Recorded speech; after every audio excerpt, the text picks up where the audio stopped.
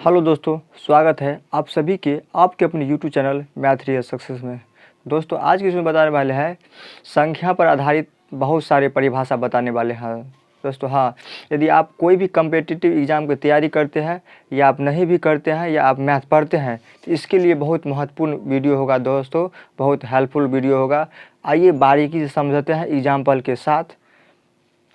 ये दोस्तों स्टार्ट करते हैं। क्या है दोस्तों, पहला है प्राकृतिक संख्या। इसको हम धन पूर्णांक भी बोला जाता है और इसको इंग्लिश में बोलते हैं natural number of positive integer. और दोस्तों प्राकृतिक संख्या किसे कहते हैं? पहला क्या है, प्राकृतिक संख्या किसे कहते हैं? तो गिनती की संख्या को प्राकृतिक संख्या कहते हैं। क्या है, प्राकृतिक संख्या किसे कहते हैं? तो गिनती की संख्या को प्राकृतिक संख्या कहते हैं। आपको पता होगा गिनती हम स्टार्ट करते हैं एक से, यानी 1 2 3 4 और समाप्त कहाँ पर होता है? तो अनफिनिटिव पर समाप्त होता है। क्या प्राकृतिक संख्या की परिभाषा क्या होगा? गिनती की संख्या को हम प्राकृतिक संख्या कहते हैं। और हमको पता है कि गिनती हम 1 से स्टार्ट करते हैं तो 1 2 3 और समाप्त कहाँ पर होता है? अनफिनिट पर समाप्त होता है। ठीक। और पूर्ण संख्या किसको बोलते हैं? तो पूर्ण संख्या किसको बोलते हैं? तो प्राकृतिक संख्या के समूह में, क्या प्राकृतिक संख्या के समूह में शून्य शामिल कर देने पर प्राप्त संख्या को पूर्ण संख्या कहते हैं।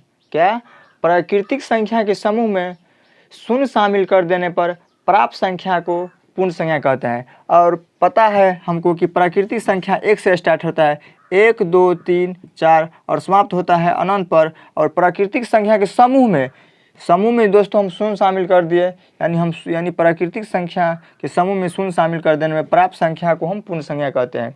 दोस्तों जब हम इसमें शून्य शामिल कर दिए तो ये पूर्ण हो गया। तो पूर्ण संख्या कहाँ से स्टार्ट होता है? 0 से स्टार्ट होता है और अनंत पर जाकर के ख़त्म होता है। ठीक, पूर्ण संख्या भी समझ गए। और इसके बाद पूर्णांक संख्या समझते हैं। तो वे पूर्ण संख्या जिसके धनात्मक और ऋणात्मक चिन्ह के साथ व्यक्त किया जाता है। वे पूर्ण संख्या जिसको हम धनात्मक और ऋणात्मक चिन्ह के साथ व्यक्त किया जाता है, यानी प्लस और माइनस चिन्ह के साथ व्यक्त किया जाता है, उसको हम पूर्ण संख्या कहते हैं। जैसे -3 -4 -1 3 4 5, ये सब क्या हुआ दोस्तों? पूर्ण संख्या हुआ। और सम संख्या किसको बोलते हैं? इसको हम इवन नंबर बोलते हैं और सम संख्या को इवन नंबर बोलते हैं और विषम संख्या को ओड नंबर बोलते हैं। सम संख्या वह संख्या जो 2 से भाग देने पर पूरा कटे। सम संख्या क्या हुआ? वह संख्या जो 2 से भाग देने पर पूरा कटे, उसे हम सम संख्या कहते हैं। और विषम संख्या वह संख्या जो 2 से भाग देने पर पूरा नहीं कटे, उसे हम विषम संख्या कहते हैं। दोस्तों पहला सम संख्या क्या हुआ? पहला सम संख्या होगा 2, उसके बाद 4 होगा, इसके बाद 6 होगा और डॉट डॉट आते रहेगा। और विषम संख्या क्या होगा दोस्तों? पहला विषम संख्या होगा 1, उसके बाद 3, उसके बाद 5, उसके बाद क्या 7। ये सब 2 से नहीं कटेगा इसलिए विषम संख्या है, और ये सब 2 से कटा इसलिए सम संख्या है। ठीक। और आभाज्य संख्या किसे कहते हैं? आभाज्य संख्या को हम रूट संख्या भी बोलते हैं और इसको इंग्लिश में प्राइम नंबर बोलते हैं। ठीक। आभाज्य संख्या किसे कहते हैं? आभाज्य संख्या क्या है? वह संख्या जो एक तथा स्वयं को छोड़कर किसी दूसरी संख्या से नहीं करता है, उसे आभाज्य संख्या कहते हैं। ठीक। उसको दोस्तों दूसरे शब्द में ऐसे बोल सकते हैं, वह संख्या जिसका केवल 2 गुणनखंड हो, यानी काटने वाला संख्या 2 हो, वह संख्या जिसका केवल 2 गुणनखंड हो, उसे आभाज्य संख्या कहते हैं। जैसे दोस्तों देखिए, एक तो आभाज्य संख्या नहीं है दोस्तों, इसका 2 गुणनखंड होता है। तो आप बोलिएगा हाँ होता है, इसको हम 1 × 1 लिख सकते हैं। नहीं दोस्तों, इसको 1 × 1 नहीं लिख सकते हैं, ये आभाज्य संख्या नहीं है। और इसके बाद क्या होगा? 2 एक आभाज्य संख्या। आप बोलिएगा सर ये तो 2 तो सम संख्या है। हाँ, लेकिन सम संख्या होते हुए भी आभाज्य संख्या है। सम संख्या होते हुए भी आभाज्य संख्या है 2। तो पहला आभाज्य संख्या क्या हुआ? 2 हुआ, उसके बाद 3 होगा, इसके बाद 5 होगा, इसके बाद 7 होगा और जाते रहेगा। ठीक। आभाज्य संख्या भी समझ गए। और इसके बाद भाज्य संख्या समझते हैं। भाज्य संख्या, इसको हम यौगिक संख्या भी बोलते हैं और इसको संयुक्त संख्या भी बोलते हैं। ठीक। तो भाज्य संख्या किसे कहते हैं? वह संख्या जिसका 2 से अधिक गुणनखंड हो। क्या? वह संख्या जिसका 2 से अधिक गुणनखंड हो, उसे हम भाज्य संख्या कहते हैं।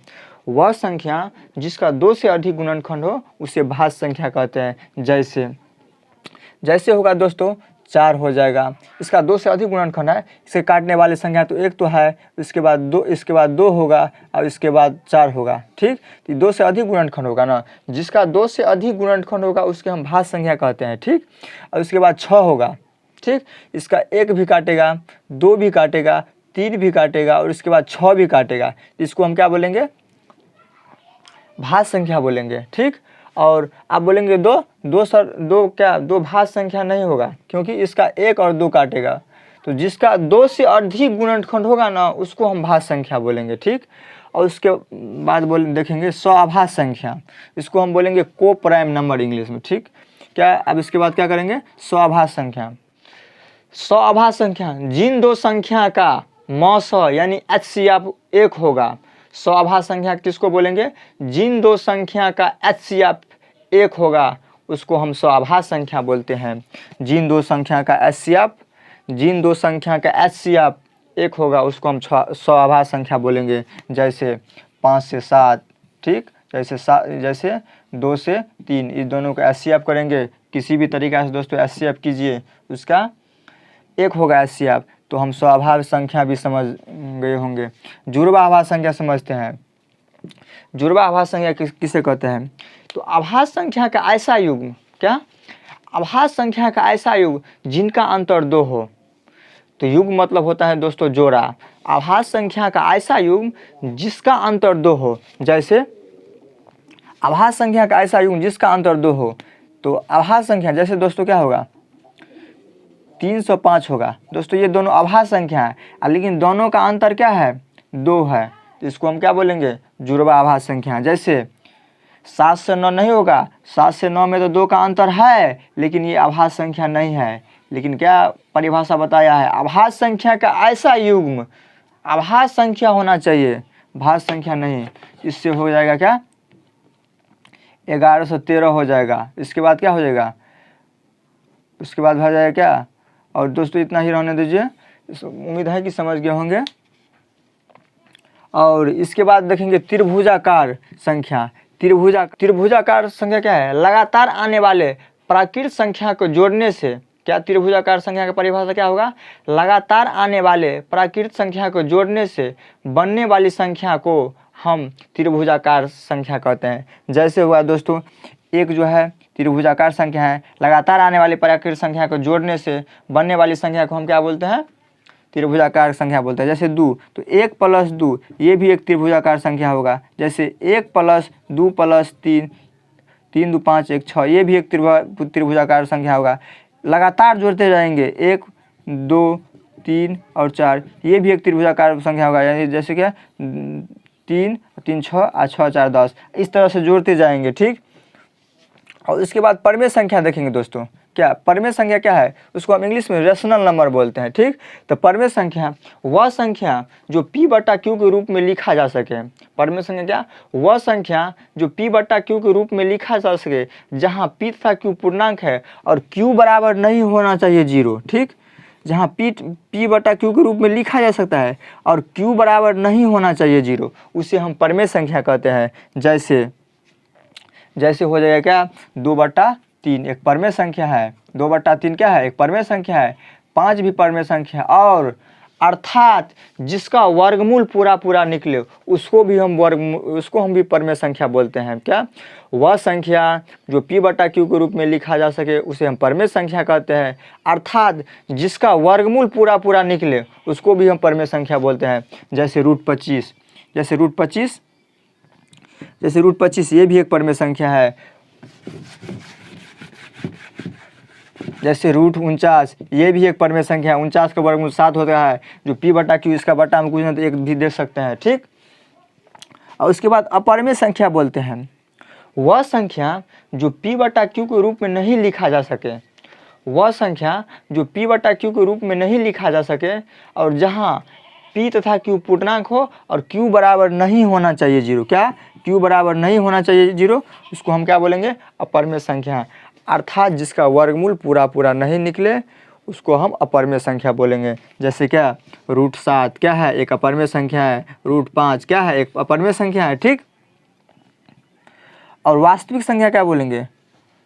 वास्तविक संख्या परमेय और अपरमेय संख्या को समूह को, परमेय और अपरमेय संख्या को समूह को हम वास्तविक संख्या बोलते हैं। क्या? परमेय और अपरमेय संख्या के समूह को वास्तविक संख्या बोलते हैं। ठीक। और अवास्तविक संख्या जो वास्तविक नहीं हो, अर्थात जिसको हम कल्पना की जा सकती है, वास्तविक संख्या उसको हम काल्पनिक संख्या बोलते हैं। वह संख्या जो वास्तविक नहीं हो, अर्थात जिसको हम सिर्फ कल्पना कर सकते हैं, उसको हम अवास्तविक संख्या या उसको हम काल्पनिक संख्या बोलते हैं। जैसे रूट -9, इसको हम क्या बोलेंगे? इसको सिर्फ कल्पना कर सकते हैं। जैसे रूट -5, इसको हम सिर्फ कल्पना कर सकते हैं। ये टर्म आपको कभी कैलकुलस नहीं आता होगा। उम्मीद है कि दोस्तों ये बात आपको अच्छी तरह से समझ में आ गया होगा। दोस्तों मिलेंगे नेक्स्ट वीडियो में, और इस वीडियो को इतना शेयर कीजिए कि सभी छात्र और जो कॉम्पिटिटिव एग्ज़ाम की तैयारी करते हैं, जो नहीं भी करते हैं, और जो पढ़ाते होंगे अपने बच्चों सबके, इसके लिए बहुत महत्वपूर्ण वीडियो होगा। दोस्तों मिलेंगे नेक्स्ट वीडियो में।